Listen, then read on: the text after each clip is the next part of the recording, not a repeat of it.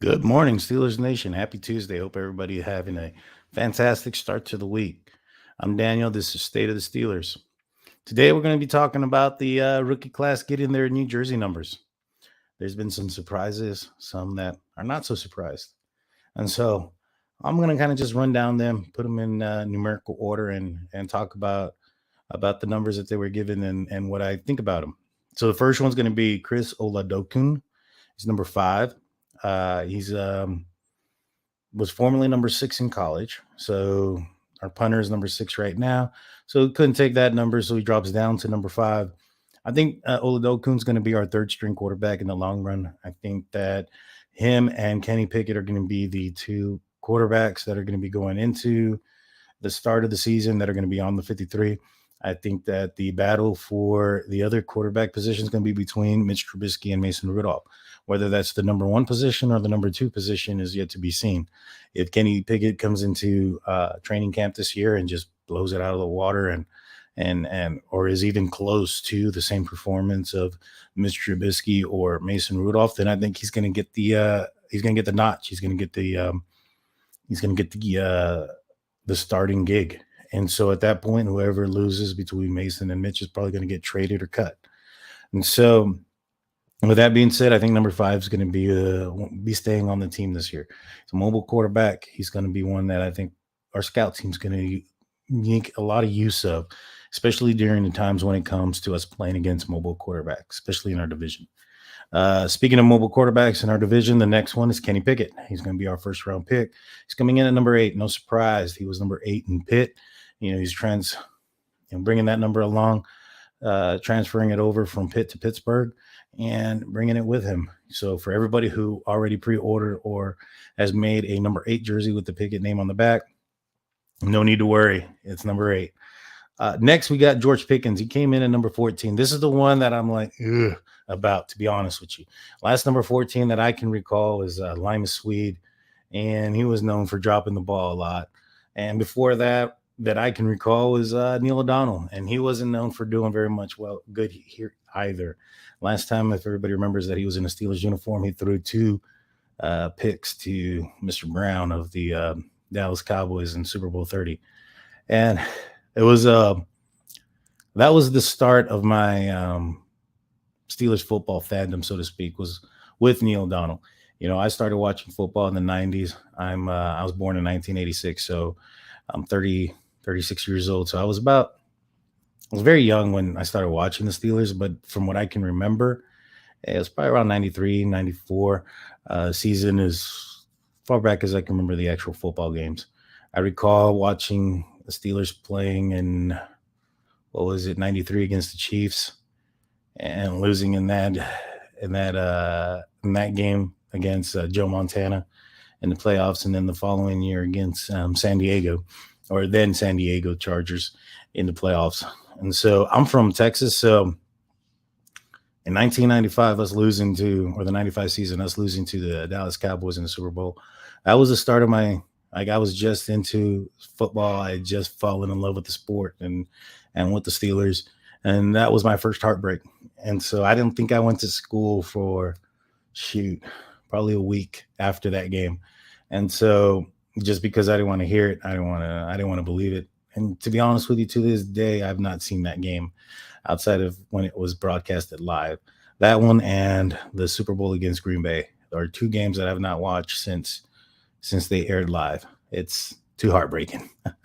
But back to the numbers. Pickens is number 14. Hopefully he can turn that number around. Maybe he can make this a number that we are going to love. I was looking forward to him being number 1. I was hoping he would choose number 1 for whatever reason. I don't know if number 1 is retired for Gary Anderson or something. I know it's not officially retired. I know that there's only 2 numbers that are officially retired, number 75 and number 70. I know that there are some unofficial numbers that are retired, such as your 12, your 7s, your 36s, things of that nature. I wonder if 1 is one of them, and that's why he had to choose 14. But like I said, hopefully he'll turn it around. I was hoping to get one of his jerseys. I have several home jerseys. I need an away jersey. The last away jersey I had was Le'Veon Bell. So I needed update my away jerseys, and Pickens was one that I wanted to get. 14 is a number that looks weird on a Steelers jersey, though, so we'll see. The next one's number 19, which I'm comfortable wearing already, as you can see.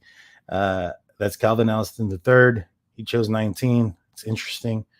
He's going to be playing in the slot. The last receiver that we had playing in the slot, number 19, was Juju Smith-Schuster.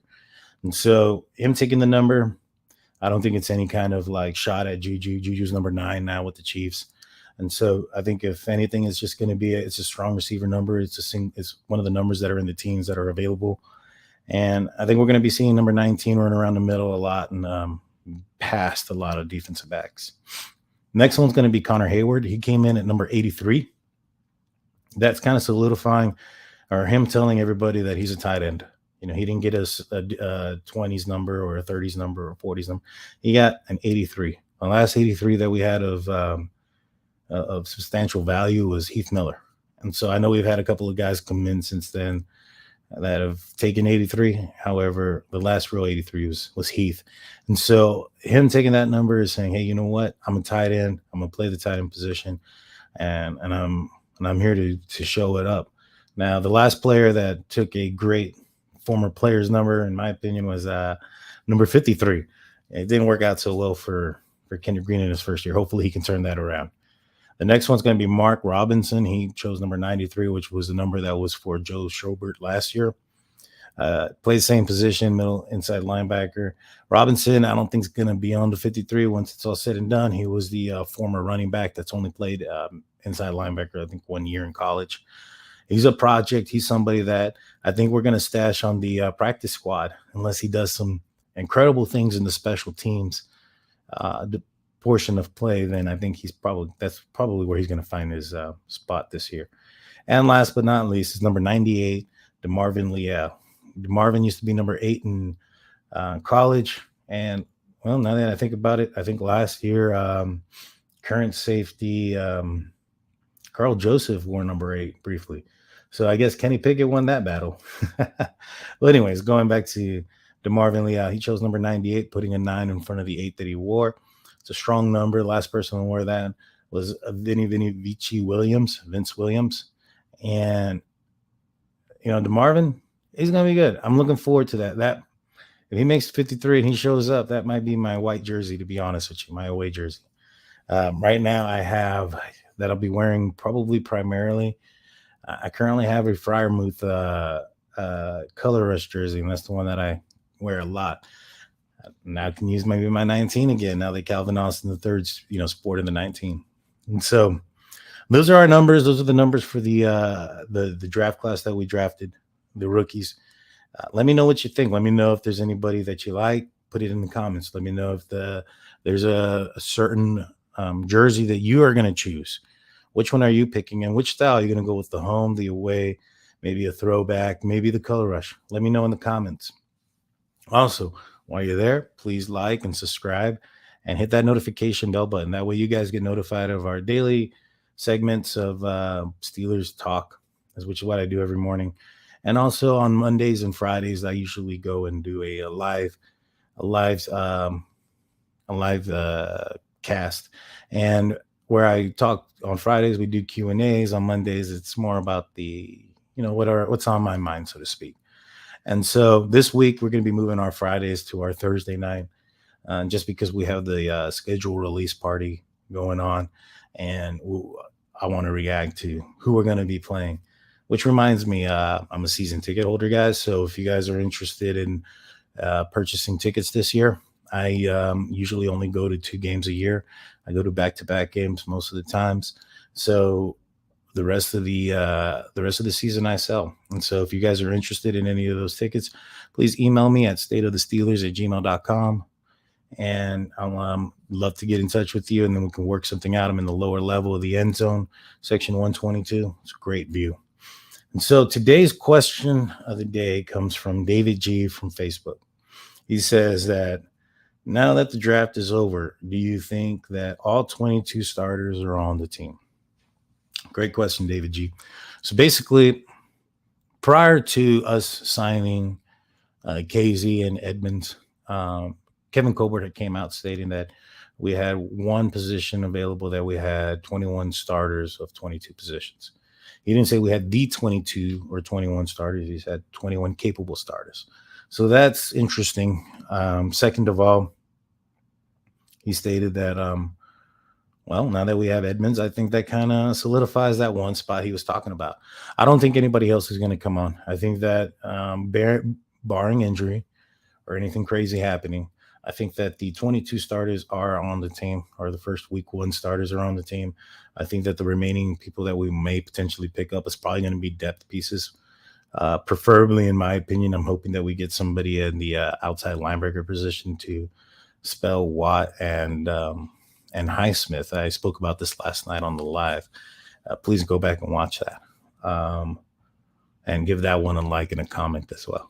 But I spoke about how I felt that we had a huge hole as far as our depth position in the outside linebacker position. Outside of TJ Watt and Highsmith, we have Tuska and like Jernard Avery, who's like a tweener between outside and inside linebacker. So we really don't have a solidified depth piece like last year going in when we had a Melvin Ingram.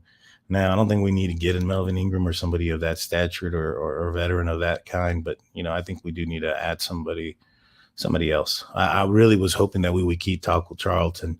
I didn't think he played that bad. I thought he would have been a good third piece to the puzzle. However, he signed with the Saints, so he's no longer here. But as far as the other, all the other starters, I think Edmonds is going to be the strong safety starter. I think Casey's going to come in on dime packages with Minka being always on the field. I think in the middle linebacker position, I think they're going to give Bush, every opportunity to earn another contract, or maybe even get franchise tag. We denied his 5th year option this year, and so he's on a contract year. It's time to put up or shut up. And so, I think that young man's going to do very well. He looks to be very determined. He did post up a video where it's a little bit heavier than normal. I'm not sure if that's going to be a good thing or a bad thing for a linebacker known to be side to side or sideline to sideline speed, or have sideline to sideline speed. Putting on some weight might affect that a little bit. But he seemed a little weak getting to the holes last year when it came to run defense. So maybe that'll change. But as far as the 22 starters, I think that they are on the team. I think there's some question marks as far as who's going to be on top of who as far as the starting position of the depth chart. Of course, the quarterback position is the hot topic, but we still have positions like outside X receiver. Like, who's going to be there? Is Chase going to be moved to the inside, to the slot? Is Deontay coming back? I mean, he's held out so far, and he's cleared his Twitter and everything else. So, there's some question marks there in the receiving position as far as where people are going to start and if they're going to start. The rest of it, I think it's going to be pretty, as long as everybody stays healthy, I think we're going to be okay. I think Leal, the newest rookie out there on the defensive line, and the only one that we chose on the defensive side, is going to play a lot this year in a rotational piece, which is great. He's from San Antonio, and so he's local to me. And so me and my wife are really, really, really rooting for the young man, and hope to get his jersey as well. Hopefully he makes the 53. But with that being said, guys, my name is Daniel J. This is State of the Steelers. Please like, subscribe, hit that notification button. If you want to participate in our daily question, please, whether you found this video on Facebook or YouTube or Twitter, comment your question, and I'll be choosing one every day. And so with that being said, let's go Steelers.